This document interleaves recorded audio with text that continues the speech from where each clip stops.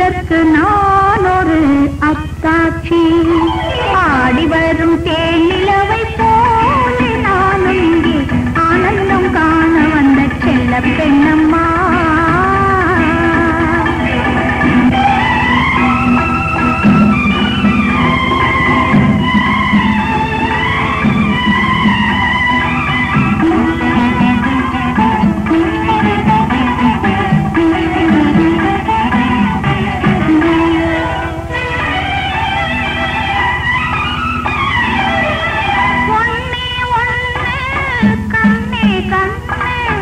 உயிராய் காப்பவள் நீ அம்மா.